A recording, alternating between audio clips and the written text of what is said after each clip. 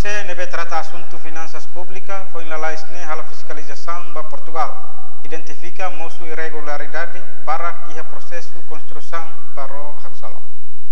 Minha agenda louquira, né, mami? Começa que era sushi 9h30, tô agora quase 7h Renata. A minha agenda para hoje, a minha prova relatório louquira, mas já não é relatório né?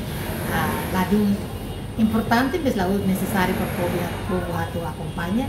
A minha agenda é que nós vamos a aprovação para a minha visita para Portugal. Vamos ir a minha visita, né? A minha visita instituição louquira, nessa segurança social, Câmara de Contas minha, Assembleia da República, ou italiana, que seria parlamento, a minha visita outro, depois inclusive a minha visita para Italiana, a Fatim, a construção para o Haksolo, Atlantic Shipbuilding, Nebemaka, a minha visita na Bahia, no dia 25 de junho de 2025. Gusi a minha visita, né? Primeiro a minha para o Haksolo niyan, primeiro a minha reunião com liderança sirahena pa, e a shipbuilding parte produção do Haksolo niyan. Segundo makamihalo de visita direta pa, para a construção do Haksolo. E a minha reunião com liderança sira Gusi Atlantic Eagle, né? A minha nota kata iha irregular, termo de a minha serviço que missão se também irregular orçamento, a minha nota kata iha irregularidade para tete.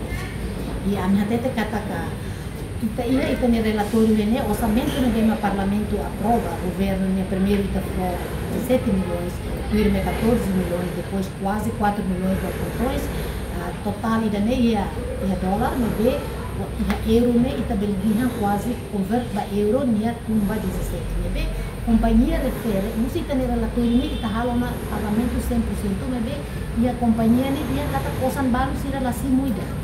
Então a minha pergunta faz se osan baru ne lasi musi pagamento 100% osan baru ne tem também a minha se é verdade.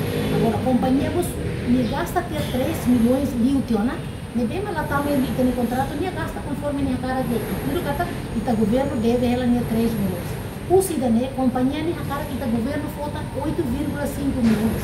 Imagina, kita nem ouça que agora no governo aprova foi quase 34 milhões. Que nós kita belhau na rua, nem de que se dinha lá to. Agora se na cara custo tá governo tem falta 8,5 milhões. Por a minha área, a minha comissão área, inteiro de ouça nem kita dia se kita mak falta nem kita lá tem. Agora, ouça nem da fobane, lá ouça halo só aqui.